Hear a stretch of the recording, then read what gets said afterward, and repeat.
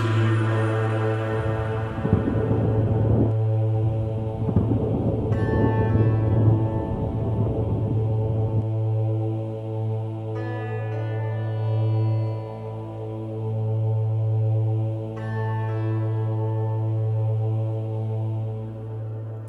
morning, and welcome to our community meditation this morning. And thank you all online for joining us here also today. I'm Debbie Little, the practitioner for this morning. First of all, if you take a moment and silence your cell phones so we could have an uninterrupted experience together. Just take that moment. And this meditation is a blend of spoken word and silence and beautiful music. And it will last approximately probably 15 to 20 minutes. So just settle in and relax and just be in this moment right now. This moment is like a gift of silence and a gift of just letting go of everything that has come before and just being in this moment.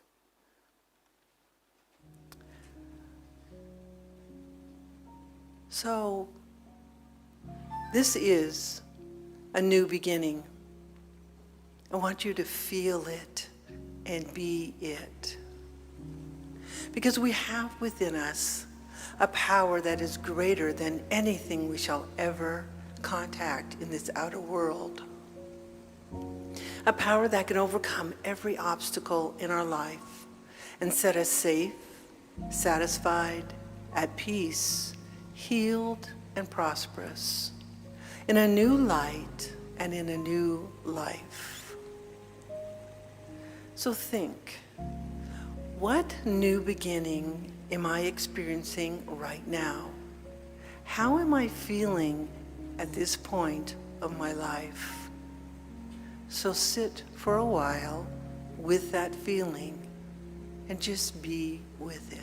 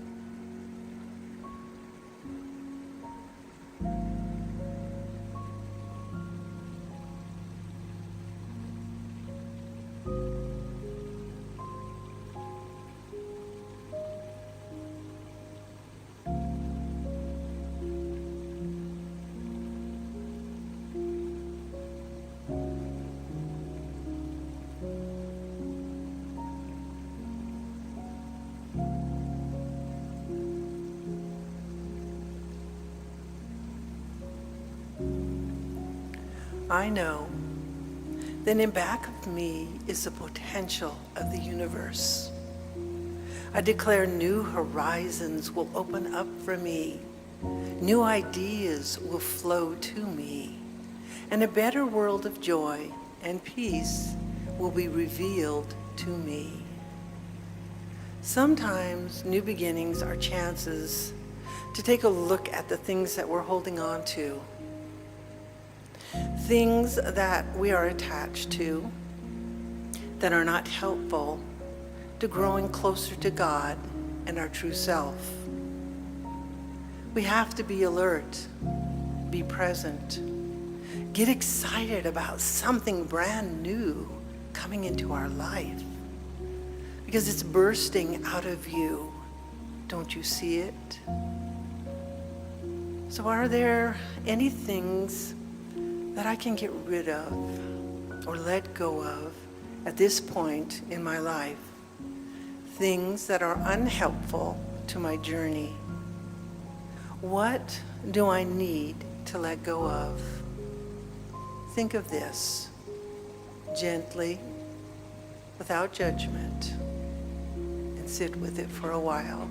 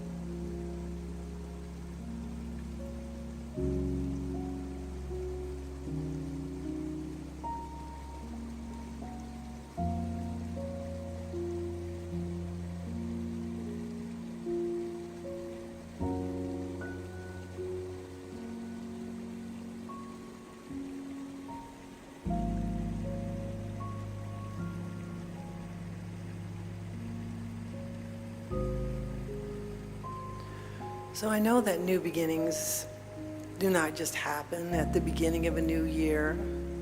They can happen with a romantic breakup, a move to a city, a new job, or another life event.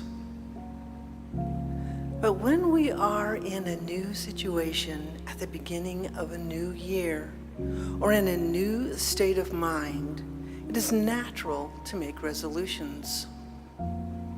But in those resolutions, are we staying true to ourselves or trying to be someone different?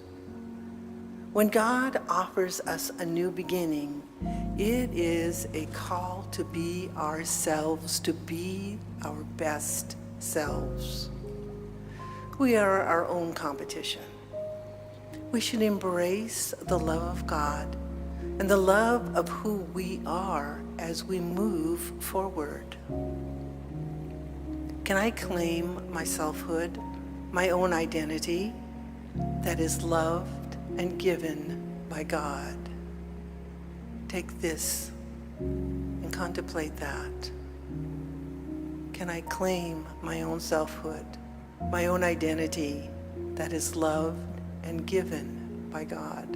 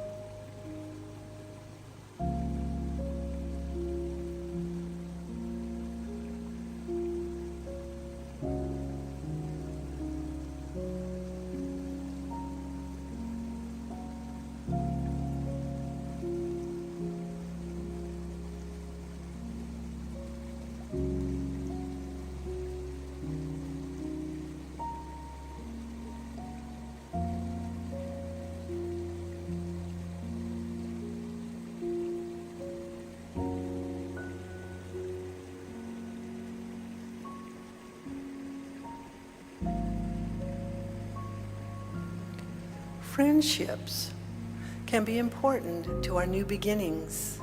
They help us in our transition, or they may help encourage us to awaken to our dreams. It is also important to consider our friendship with God, who meets us wherever we are. God, most importantly, is never left behind.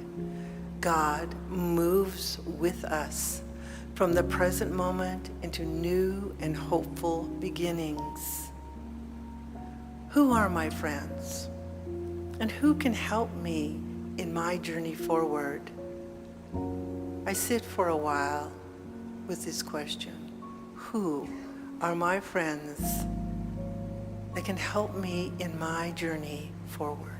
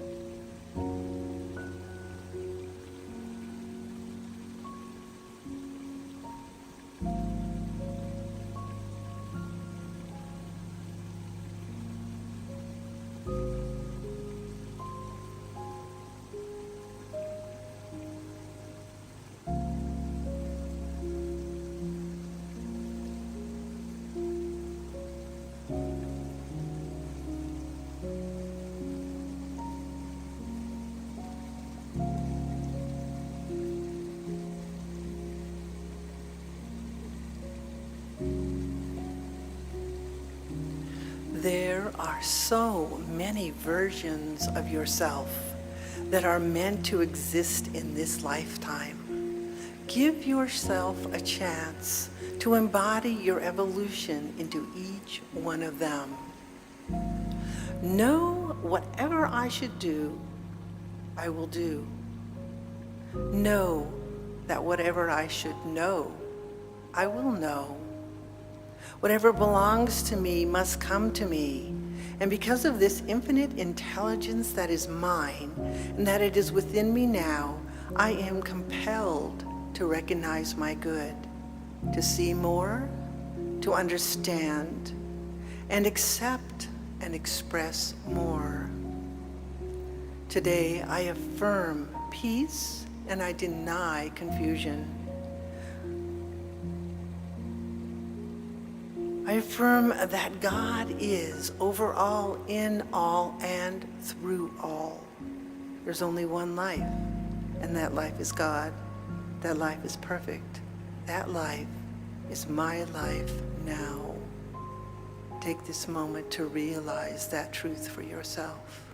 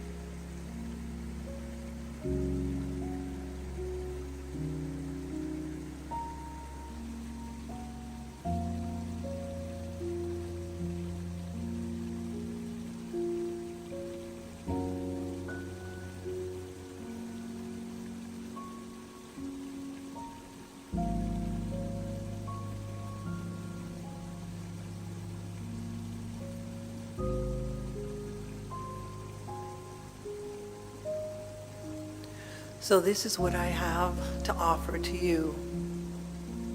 May there be peace within you. May you trust God that you are exactly where you are meant to be. May you not forget the infinite possibilities that are born of faith. May you use those gifts that you have received and pass on the love that has been given to you. May you be confident knowing that you are a child of God. Let this presence settle into your bones and allow your soul the freedom to sing, to dance, to praise, to love. It is there for each and every one of us. Know this is the truth for yourself, that you are a divine creation of spirit. Just take this moment to embody that for yourself, to be with it, to feel that peace within.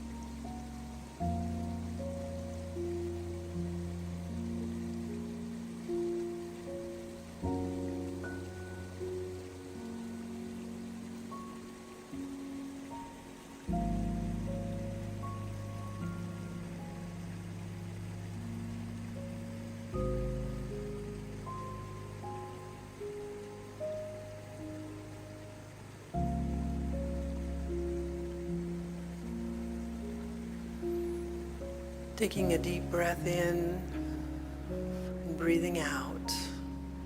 Embrace these new beginnings. Be excited about it. Feel it, be it, and embrace it with enthusiasm and excitement. So right now, just breathing in and breathing out and relaxing into this moment. Just come back to this space. Thank you for joining me in this morning's meditation. The service will start in 10 minutes.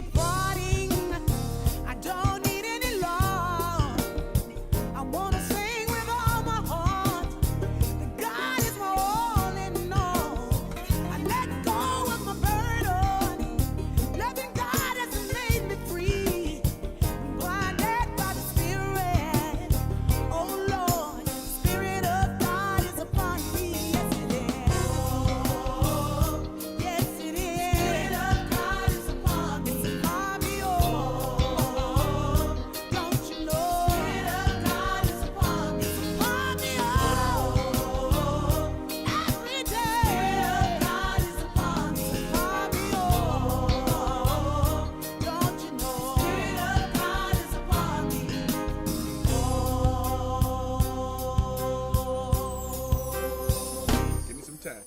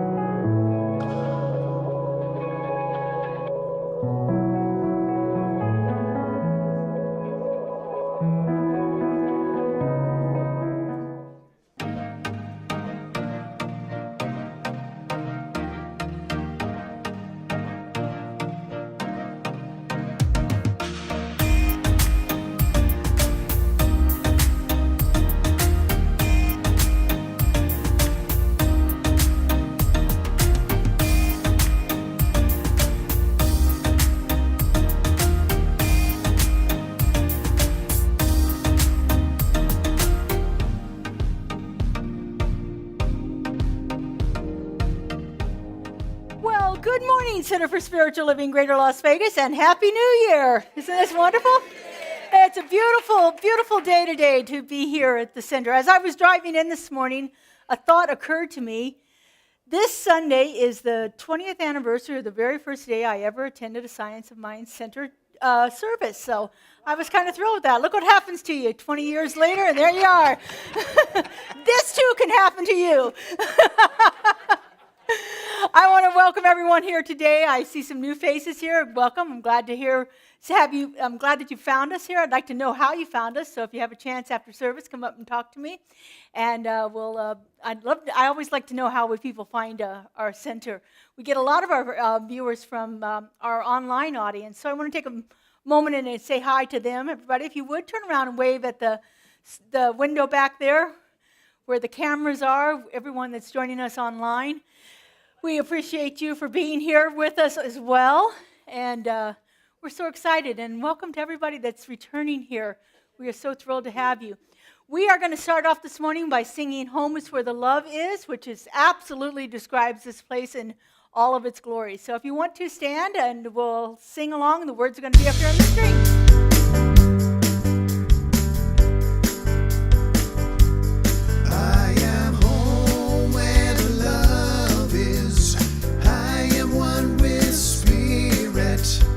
Thankful for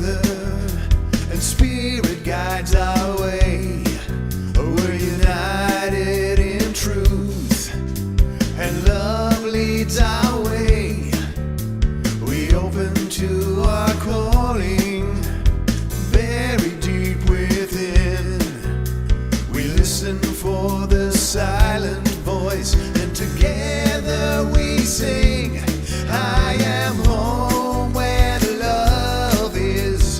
I am one with Spirit, thankful for my blessings every moment, every day. I am home where the love is, surrounded in God's presence, resting in my love and truth. I let Spirit lead the way. Resting in my love and truth, I let Spirit lead the way. Good morning, everybody. Greet your neighbor at this time if you're comfortable doing so.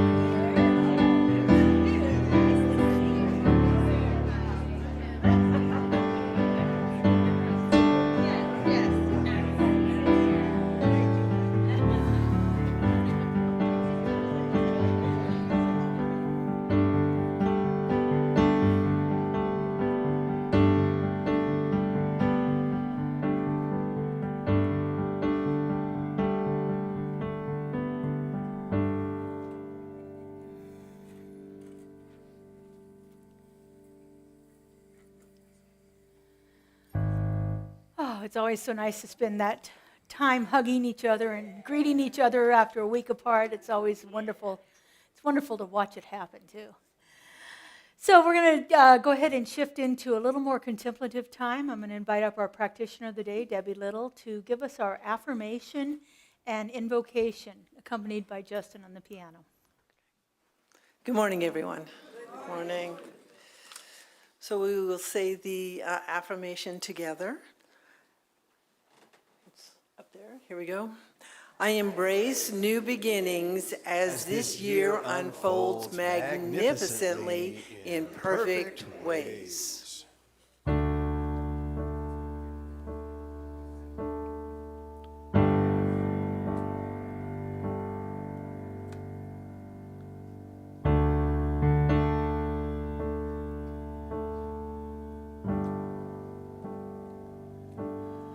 Perfect peace flows through me.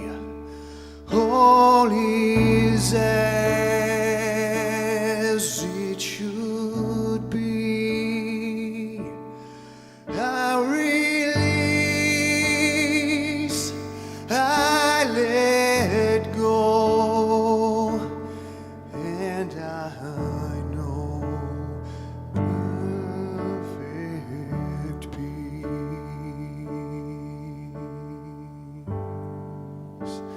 Let's sing it together now.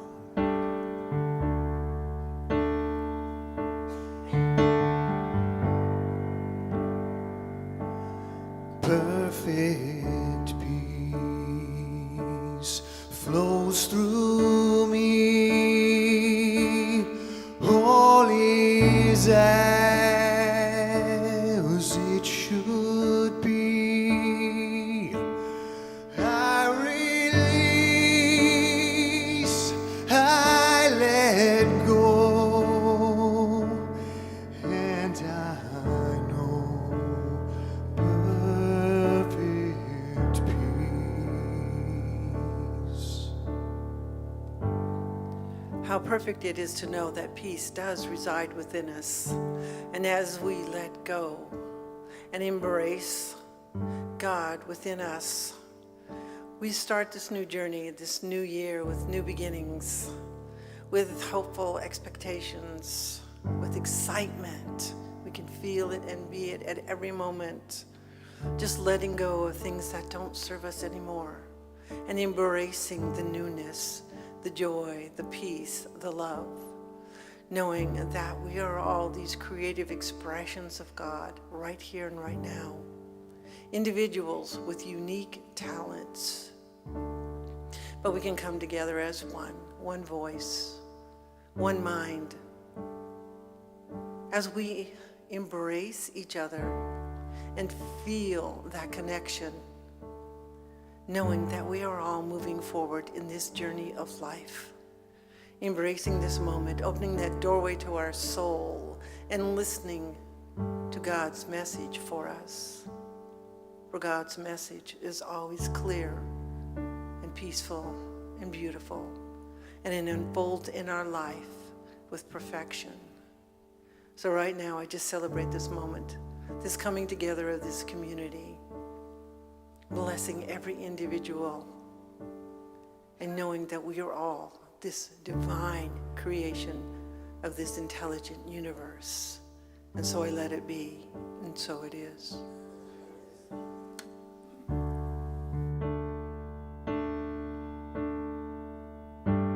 All right, let's sing. Perfect peace flows through me.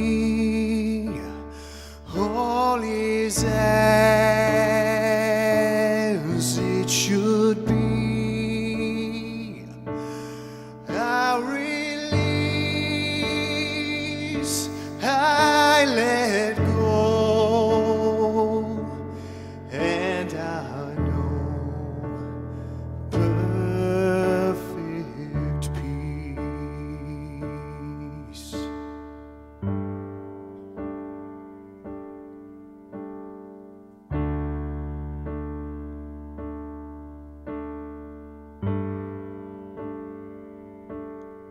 Perfect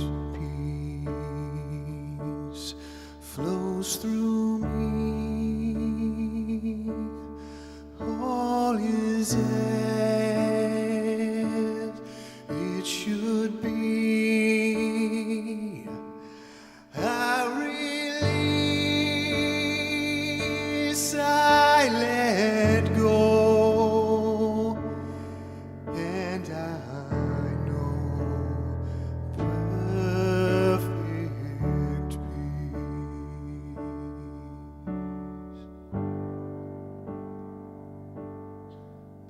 Perfect peace.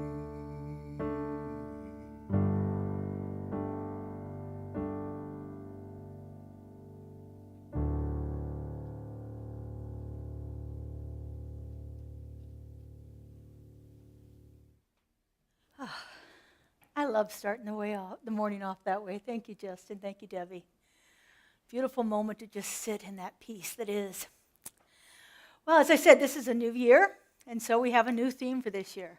Back in October, I invited about a couple dozen people to join me in 10 different visioning sessions where we sat together in spiritual practice to see what Spirit wanted to have us talk about this year. And so what came through really clearly is that it's about mysticism. It's about taking what we know, taking the basic principles of science of mind to that deeper level.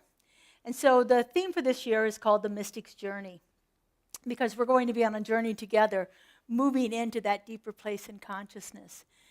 So how many of you for the first time you came to a center, as I said, this was my first celebration of my first week 20 years ago. How many of you came to a place like this and you thought to yourself, I finally found somebody that thinks like me? Yeah, look at that. Almost every hand is up, right? Isn't this a wonderful feeling to find a place like this where it's like, wait a second, I can get rid of a lot of that stuff I was taught back in my early religious training, like in my early years in churches, or maybe if I didn't have a church at all. And I thought, oh, these are people who think like me. Well, the funny thing is, it's like not everybody actually thinks the same here. So we want to spend a little bit of time talking about the basic principles of science of mind and how to move into those. But going back to this with this idea of mysticism. So sometimes when you hear the word mysticism, you think, okay, what is that? Is that woo-woo stuff that I don't really want to deal with? Is it like a really devout Christianity that really isn't appeal to me either? So mysticism, in our point of view, is the conscious experience and the awareness of the divine presence within ourselves. So it's the conscious experience. It's actually recognizing that you're having the experience of the divine presence being within you. And being aware of that, being aware of how it's working through you, how it's showing up as you. This idea of mysticism emphasizes a direct, personal, and intuitive connection with God, with spirit, with the divine, whatever you call it, doesn't matter what you call it. But it's there is this universal intelligence that is operating in the world, and mysticism is about having a personal experience with it. It's what I think of when you've heard me say this a lot, when you know that you can't unknow it. So having a direct relationship with God is like, I know this, and there's something within me that knows it, and I don't have to worry about explaining it to anybody, because I know it. And that's that direct personal relationship with spirit. So this transcends any kind of intellectual understanding. The intellectual understanding is really good, and it's really important that we begin to read about spirit and how it moves through people and things, because that gives us a place to contemplate, a place to actually take that deeper in our own mental processing to see how it's showing up in our lives. But it's much more than just understanding it intellectually. It's having that embodied experience of spirit moving through us. It transcends any kind of religious framework, too. It doesn't matter whether you are practicing Catholic or Jew or Hindu or Buddhist, you can have a mystical experience. It transcends all religions whatsoever. In fact, I think of it as the golden thread that moves through all religions. It is that universal principle that is happening in every religion out there, when people actually take the time and make that conscious contact with spirit. So mysticism is not about some kind of supernatural woo-woo phenomenon, but it's about realizing our unity with that divine essence, with that one. It's about recognizing our unity with each other, understanding that no matter where the other person is in their path, there's something within them that is the same that's within me. So understanding our common unity there, which is all about what building a community is understanding our common unity. It aligns so much with our science of mind principles of oneness, of that creative thought, of the transformative power of spiritual practices, and it also has a very practical component to it. And so as we move through this year, we're going to be looking at the more esoteric kind of ideas about mysticism, and we're going to look at it in a very practical and simple way, because it's more than just sitting in a cave like a hermit communing with spirit. We don't have to do that. We are learning how to be in mystical union with spirit, and yet in the world, and operating quite well in the world. So how many of you were here at our winter solstice labyrinth walk that we had here. Anybody here? Yeah, we had a few people. We actually had more people who had never been to our center at our labyrinth walk than we had people who had attended previously. We had about 50 people here, and it was really quite a lovely experience. But I was talking to two of the ladies afterwards, and they wanted to know what we believe. And so this is one of those times I get to explain what it is we believe. I always like that. So I'm explaining it to them and telling them all about it. And one of them finally asked me, she goes, well, is it kind of like that movie, The Secret? And I kind of chuckled, and I said, yeah, actually it is. The Secret is based on a lot of the principles of the science of mind. If you're not familiar with it, it came out about 20 years ago. And it was written by Rhonda Byrne, and she has a book, and then it was made into a movie, and some of our greats like Deepak Chopra and Michael Beckwith and a few other people were in the movie talking about their idea of this thing they call the law of attraction.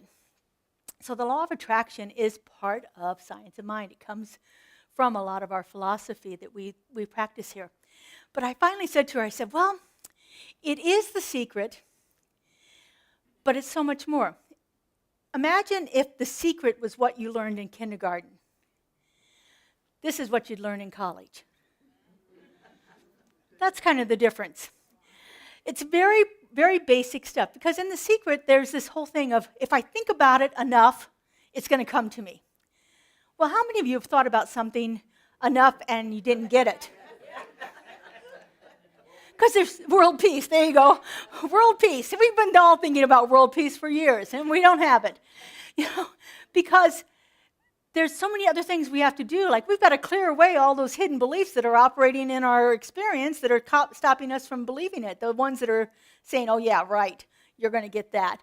All those things that have happened to us through our lifetime of experiences build up and they're accumulated in us, and then they're operating at a level that we're not even aware of half the time. So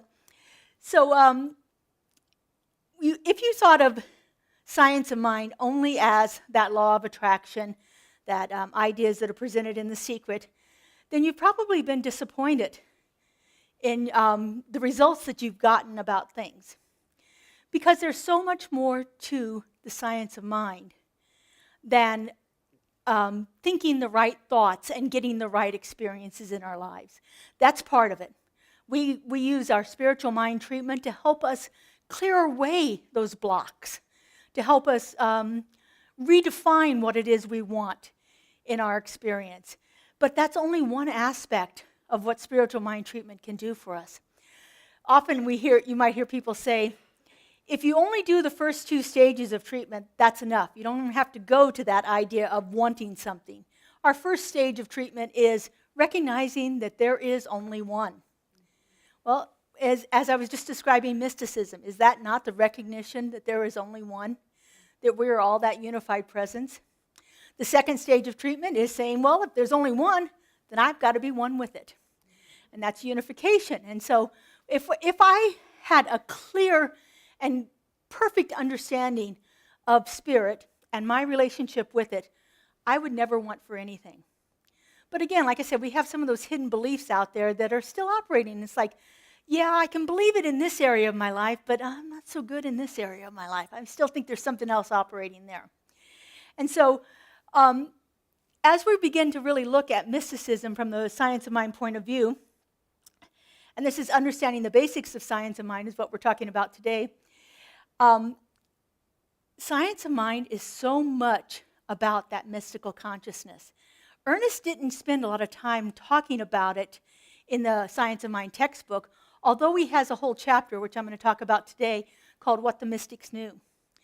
And in this chapter, he describes how much of science of mind is actually mysticism. It's how much of it is actually developing that mystical consciousness that we have. So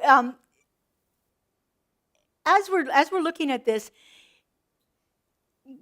talking about mysticism and mystical consciousness does not in any way negate the creative process, because the creative process that allows us to change conditions in our lives is very valuable.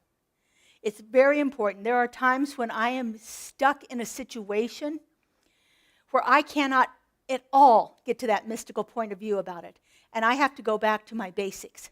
And I have to go back to understanding there is a power for good in the universe, and if I use it, I can change the conditions in my life. Then, once I get those conditions changed, I can go back to there is a power for good in the universe, and it is using me. And I have a totally different experience of life. Ernest said both of those statements many times in many different ways. There's a power for good in the universe, and I can use it. There's a power for good in the universe, and it uses me. Mysticism is about that second statement. There is a power for good in the universe, and it is using me. It is showing up through me. It's manifesting its life through me. And the more I keep that conscious union with Spirit fresh in my mind, the less I have to worry about finding ways to use it myself. So the mysticism of science of mind is deeply rooted in the teachings of Ernest Holmes. He was, early on in his life, he was a pretty religious person. He's actually named after his mother's favorite minister. And he used a lot of the teachings of Jesus in many of his the works that he did here. But Ernest had a very clear understanding that Jesus was the ultimate example of how to live in conscious union with Spirit. He wasn't the exception. He wasn't the only one who could live in conscious union with Spirit. He was just one who did it really well. And so doing it really well made Ernest want to read and study the works of Jesus and find out what it was he did. And so we look at that, we're looking at that idea of this man, Jesus, who embodied the Christ consciousness. He was not the only Christ. He was just a really good example of it. Because the Christ consciousness is universal. It is not limited to one person. You could say that the Christ consciousness has been embodied in the Buddha. You could say that the Christ consciousness was embodied in Muhammad. You could say that Christ consciousness is embodied in Mother Teresa. It has transcended years, it has transcended genders, it has transcended religions. It is a consciousness of enlightenment. It is a consciousness of mysticism. It's a consciousness that knows its unity with oneness. It knows that there is only one thing operating out there. And so that Christ consciousness is the center of this mystical teaching that Ernest Holmes talked about.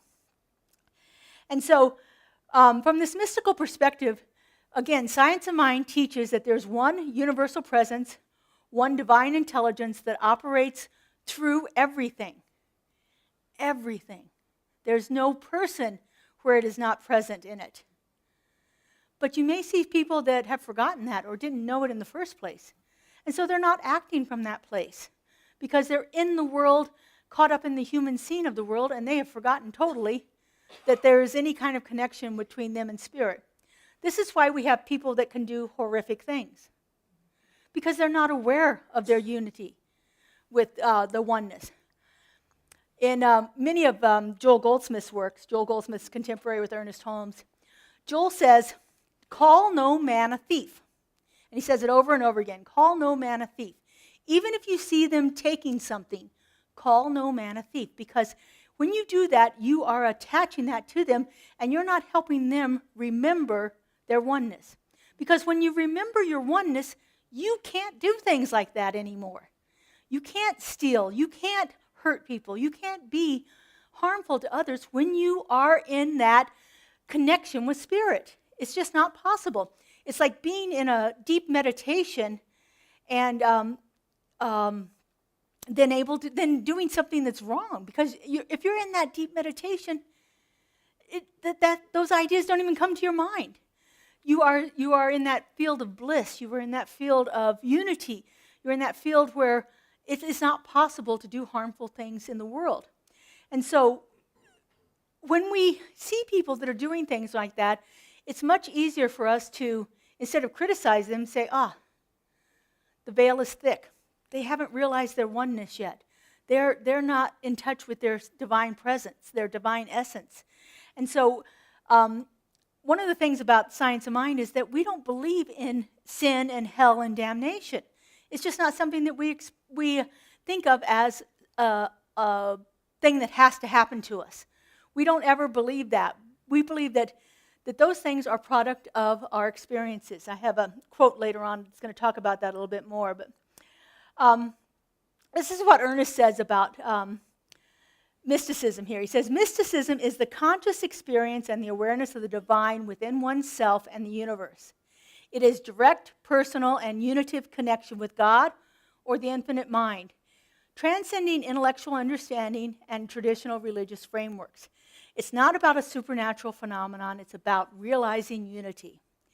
And the mystic, this is from How to Use the Science of Mind. A mystic is one who senses the divine presence beyond the veil of the five senses and courts it. To court it is to actively seek it.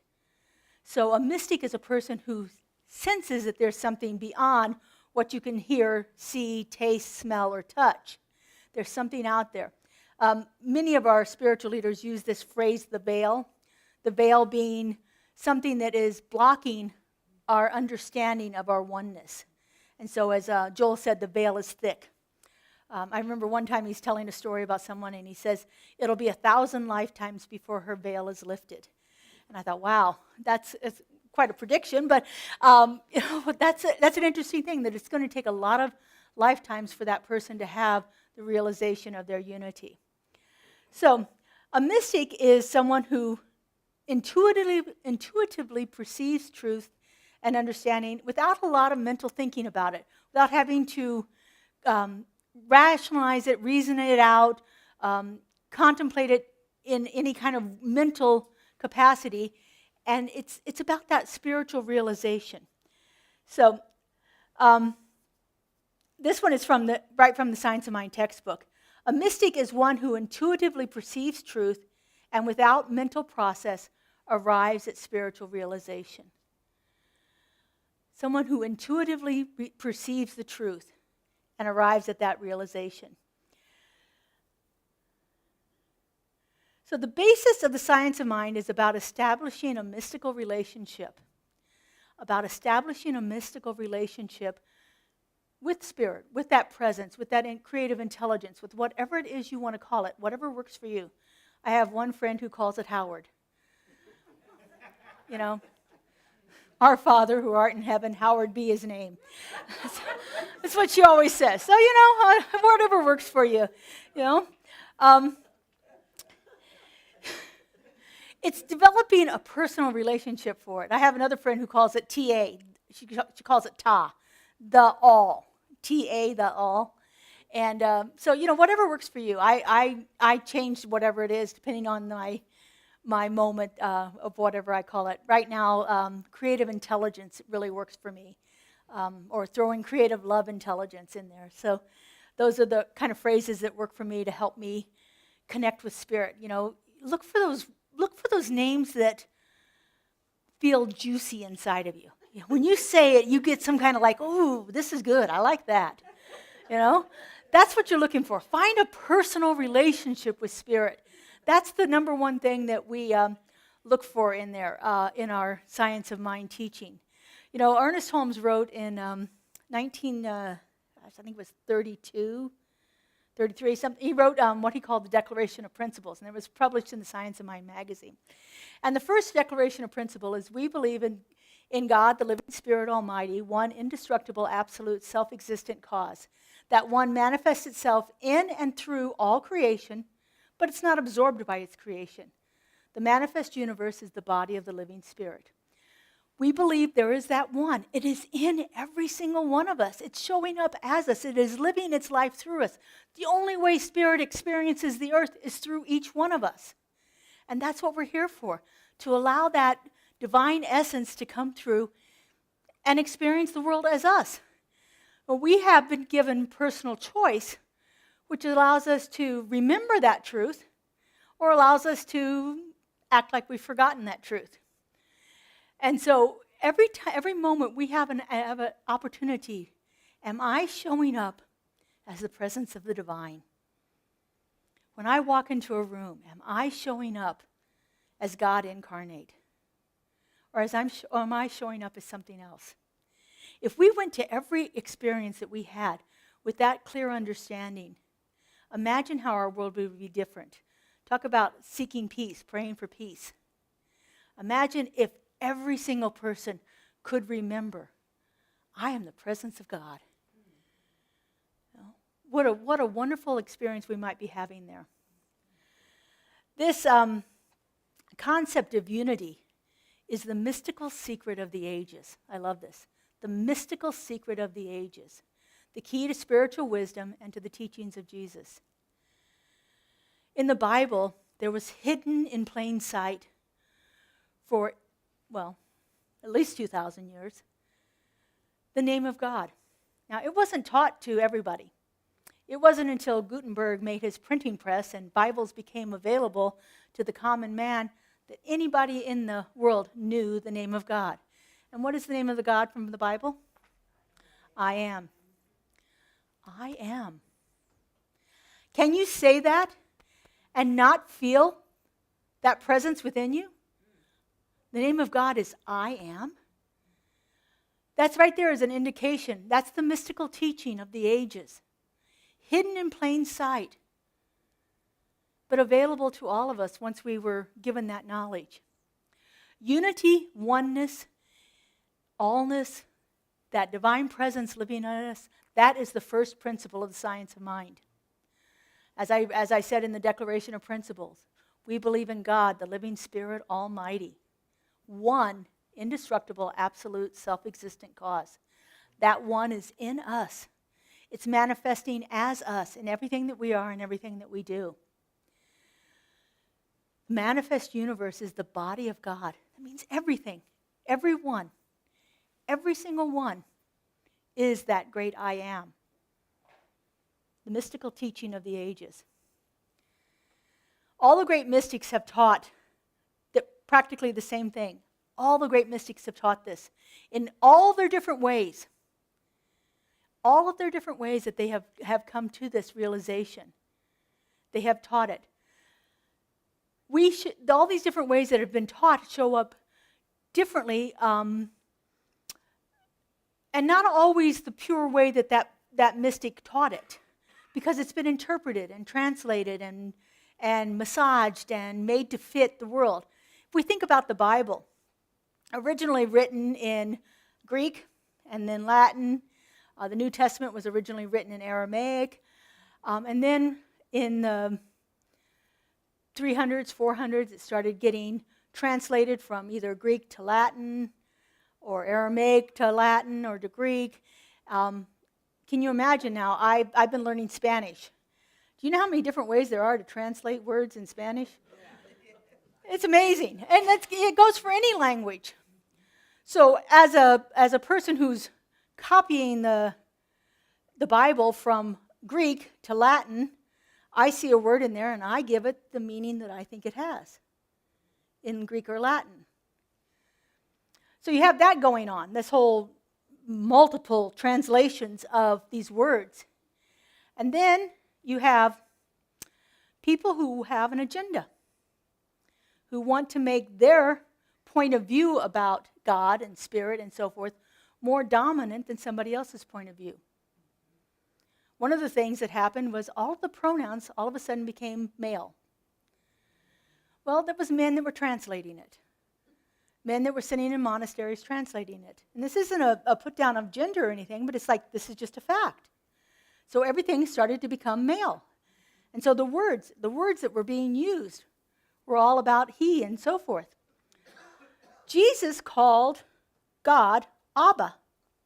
Now, Abba in Aramaic can be translated to mean father, but it's more than just a person who has a child. It's more than just a person who has a child. It's more of a master teacher kind of idea of this Abba. But when it's translated into the Bible, it becomes father. And so if Jesus is calling God Father, then Jesus must be the Son of God, right? Makes sense? And so then it became, no, not only is he the Son of God, but he has to be the only Son of God. And so you can see how things started to get distorted in there. Jesus himself, I think right now, if he was to come back, it would be like, what have you people done? You know? I mean, he says it right in the Bible. This and even greater things shall you do too. You know, talking about the things that he has done. So, you know, he'd be a little appalled, I think, at some of the things that are going on. So we have to take all of that into our understanding of how things have progressed in there.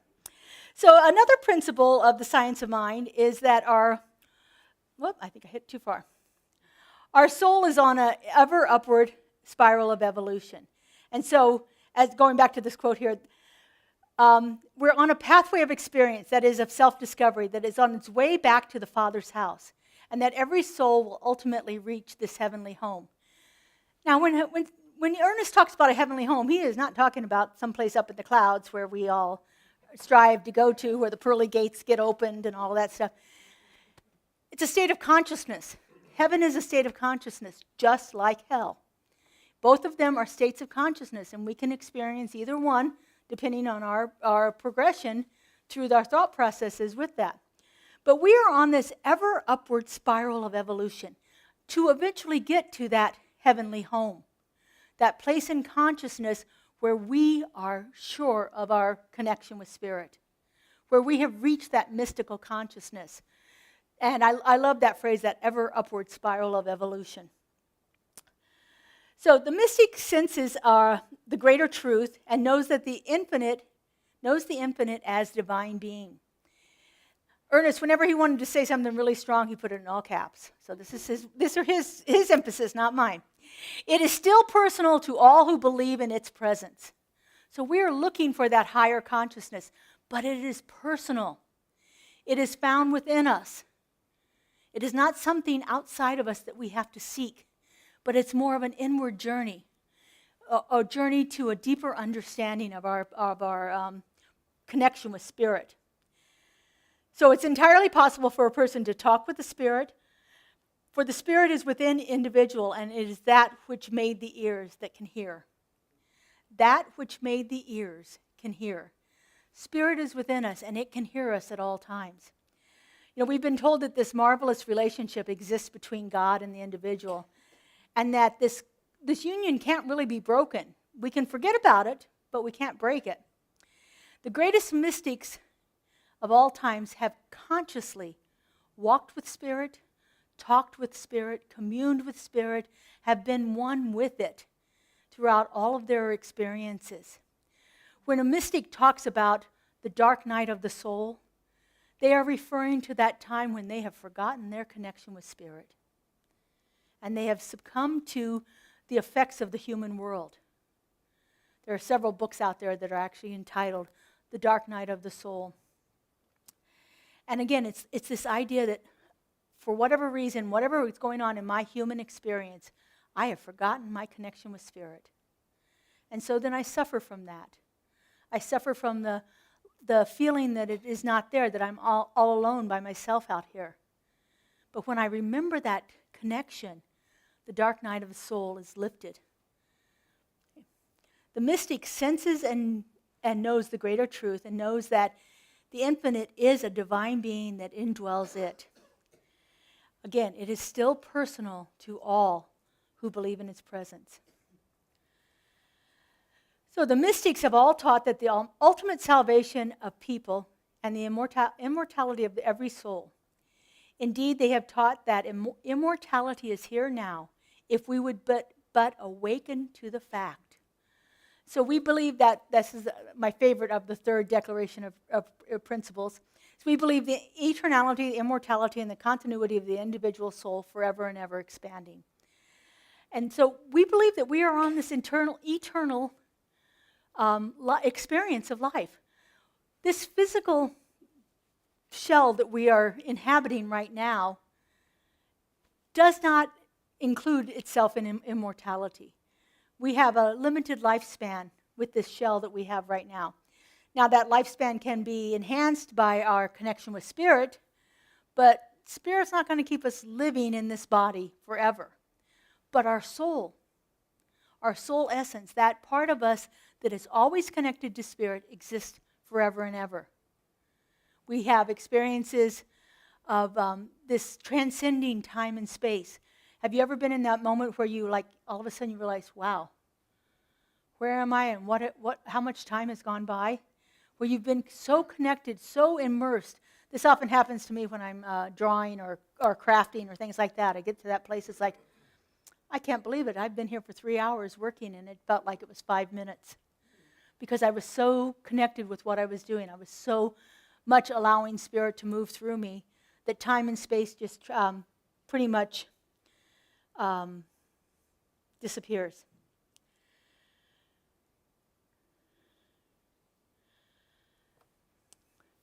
So one of the most illuminating things which mysticism has revealed is that evil is not an ultimate reality.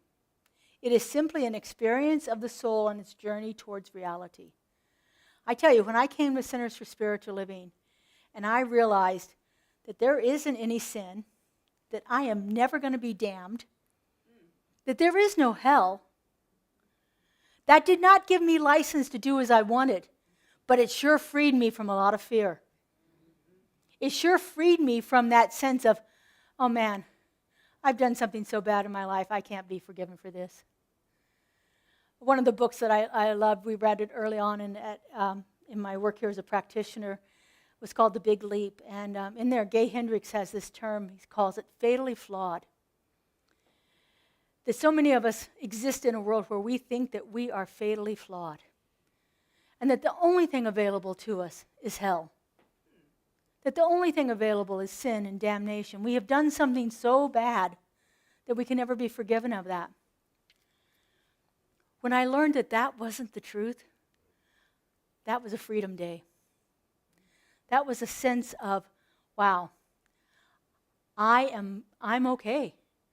Like I said, it didn't give me permission to do whatever I wanted to do. I still, because again, once you get that connection with Spirit, it's hard to do those things that you might have wanted to do in the past. It becomes difficult. So, evil is not an ultimate reality. There is no good and evil. To believe in evil is to believe in a power outside of God. And there is only one power. One power, one presence, one divine ultimate reality. And it is God. It is not evil. As I said, there are things that happen in the world that we would consider evil. But those are happening from people that have forgotten their connection with Spirit. The veil is thick.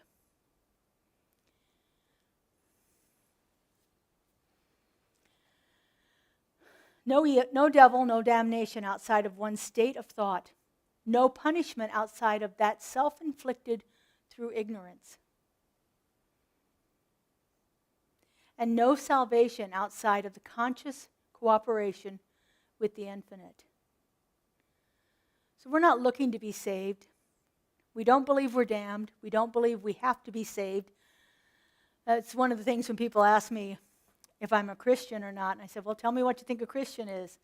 And they said, well, Jesus is my Lord and Savior. And my response is, I don't need a Lord or a Savior. But I believe in Jesus, the man, as an ultimate example of how to live. And so when you get to that place in consciousness where you are free from that idea of, I'm going to be damned for this, or my life is a living hell, life really begins to shift for us. The answer to every one of our problems is in our own consciousness. And the more we make conscious connection with Spirit, the more readily those problems disappear. The great mystics like Jesus have taught that as we enter into one, the one enters into us, becomes us, and is us. As we take a step towards God, God responds with 1,000 steps towards us, allowing us to be that vessel that it shows up here in the world. The mystics have taught something they call the mystical marriage. And that's the union of our individual soul with the soul of God, with the unity of all life. When we can get to that place where we feel we are one with Spirit, then we are certainly in that great mystical marriage. The unity of all life. So these quotes that I've been using all come from the Science of Mind textbook, and many of them from that chapter called What the Mystics Have Taught. There is a mystical saying, God is in all, through all, and above all, which means that we partake in the one life. It is all of us. We are not all of this life. Again, Spirit is part of us. We are part of it. But Spirit is so much more than any one particular life. No one can exhaust the divine nature, but all live by, in, and through it. It is in us, but it is also above us. It's also below us. It's also all around us. And it is what we are, but infinitely so much more than us. There's a phrase in psychology to describe this philosophy here. It's called panentheism. Panentheism is the philosophy that is like the overarching philosophy for the philosophy of the science of mind. And again, it believes that Spirit is in everything. It shows up as everything. It is moving through everything. It's above, below, around, within. But Spirit is so much more than any one thing.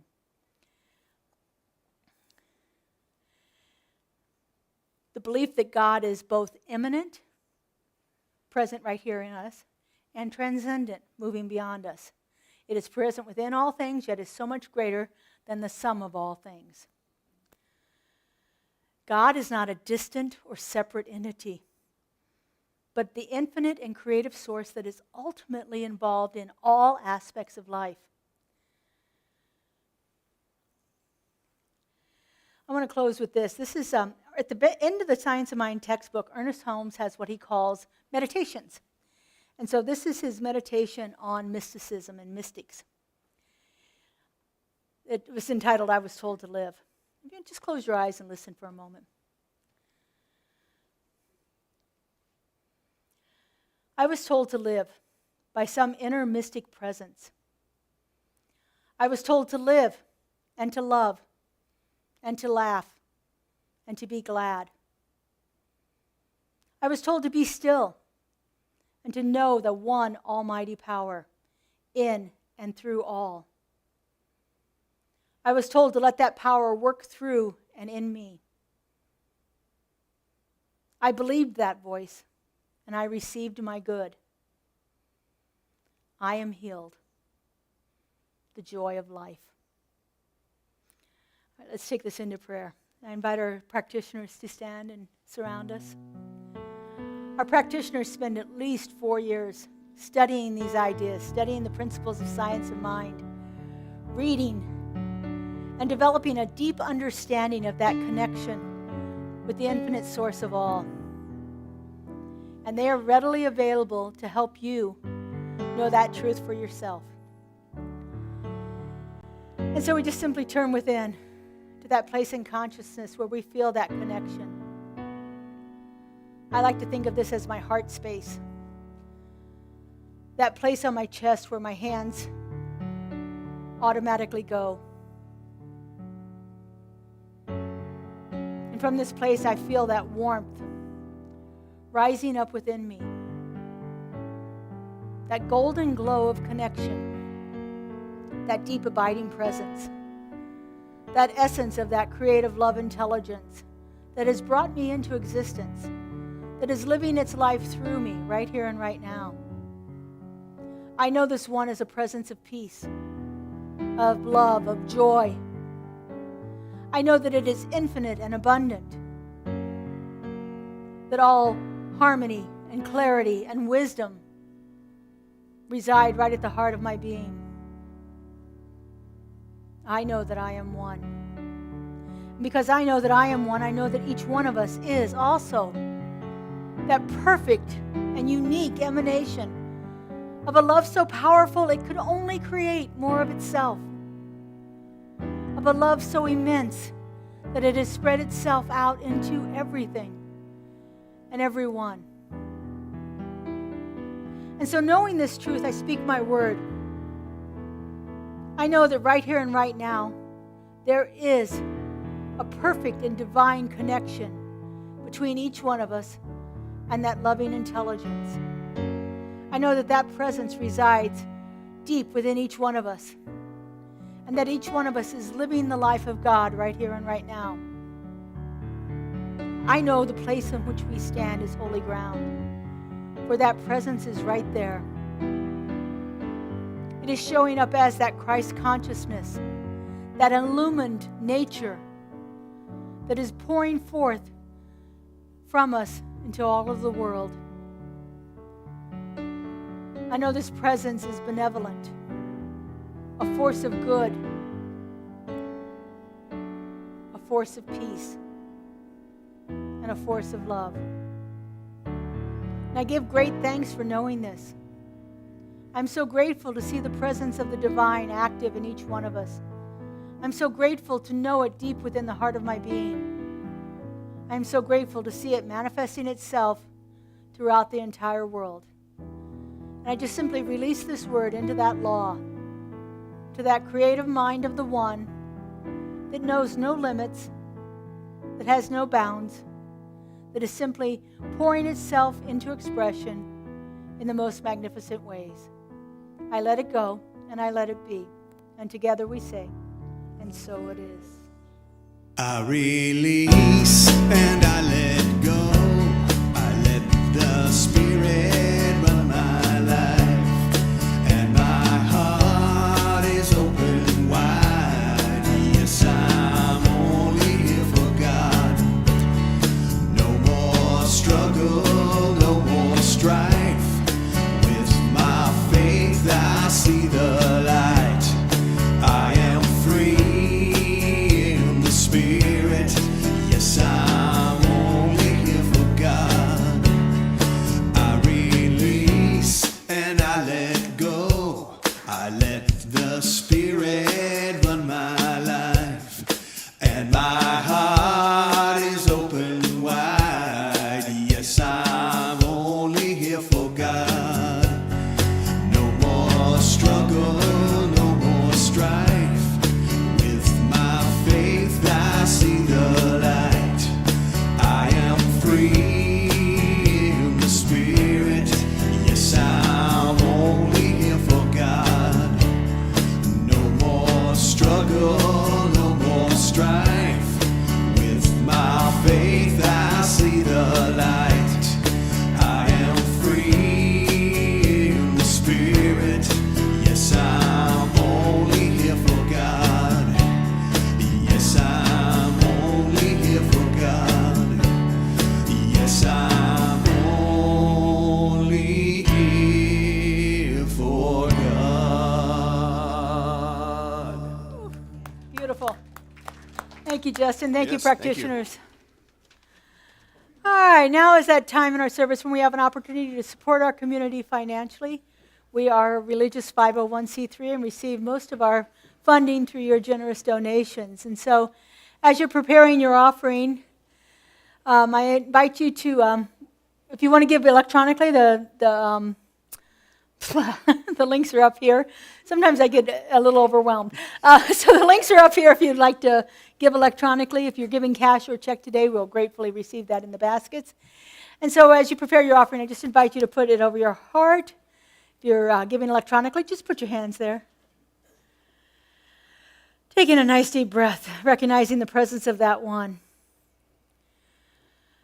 And then repeat after me, please. This gift I give goes forth from me, does amazing and miraculous things, and returns to me in kind, Turns to me in kind. pressed down and overflowing. Press down and overflow. And so it is. What are we singing, money. Justin? Money. Money's We're singing coming. Money's Coming Here to we Me. go.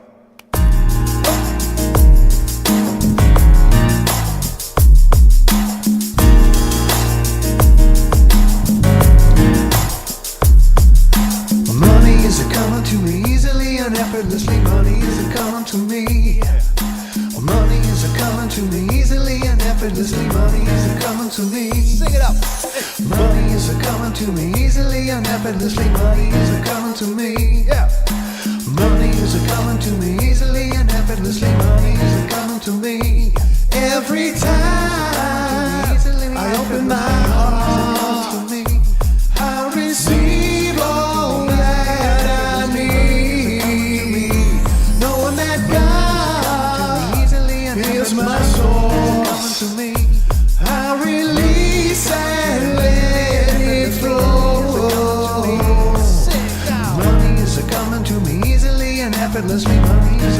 to me. Money is a coming to me easily and effortlessly. Money is a coming to me. Money is a coming to me easily and effortlessly. Money is a coming to me. Money is a coming to me easily and effortlessly. Money is a coming to me. Beautiful. I like that groove. It's one of my favorite ones I put together. It is. It really is. All right, we just take a moment and bless these offerings, knowing that each one of these gifts have been given generously from the heart through the hands and mind of the one. And we just simply are grateful for this. We know that it goes out from us, does wonderful and amazing things in our community, and returns to us in kind, blessed down and running over. And so it is. Thank you. All right, we just have a couple of announcements. I'm a little over today. Okay. We'll make this quick. All right, so those of you that did your prayer bracelets, your Word of Power bracelets, they are available in the back. I spent the week stamping out bracelets. I had fun doing that. My dogs not so much, but we had a great time. So they're available in the back.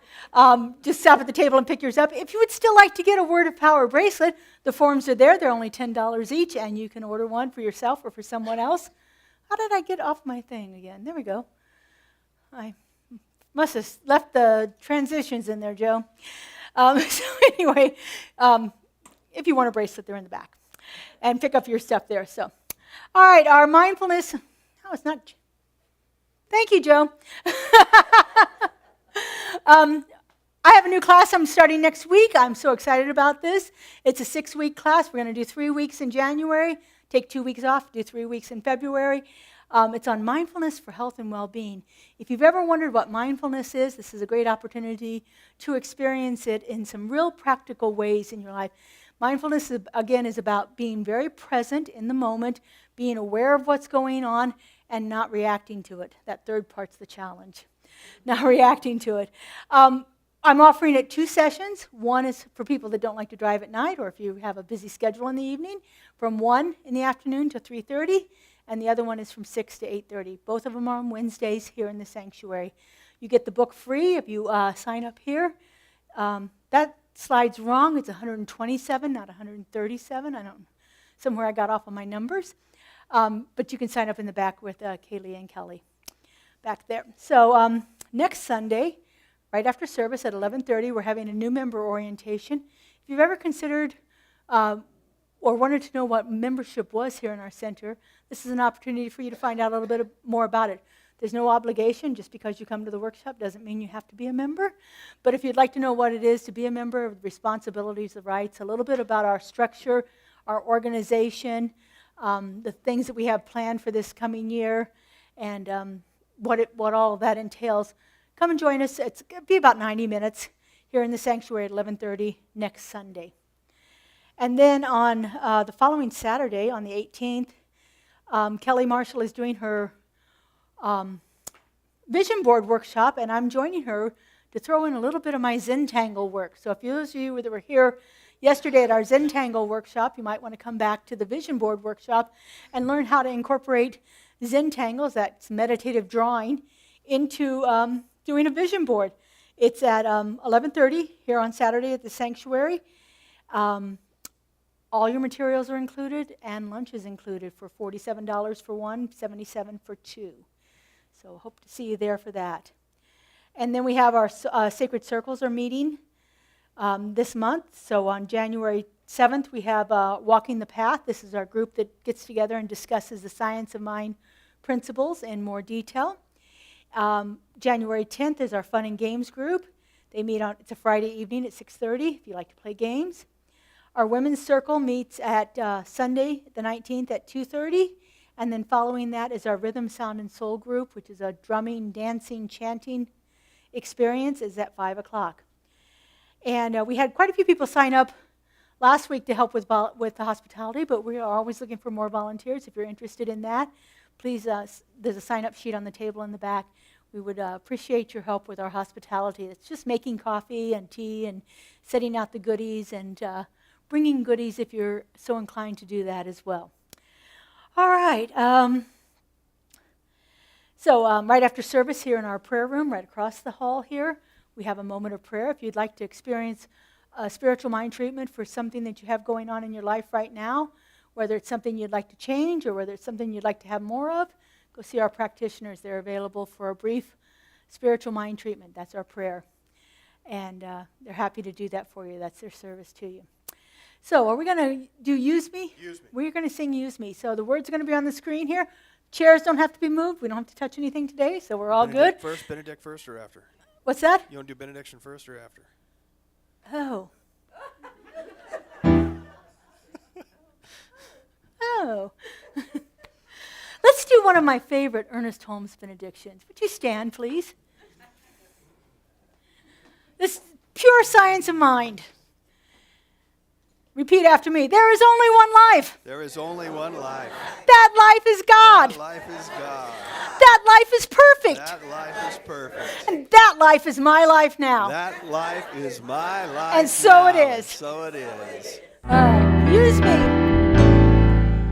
Use me, oh God, I stand for you, and here I'll abide as you show me all that I must do.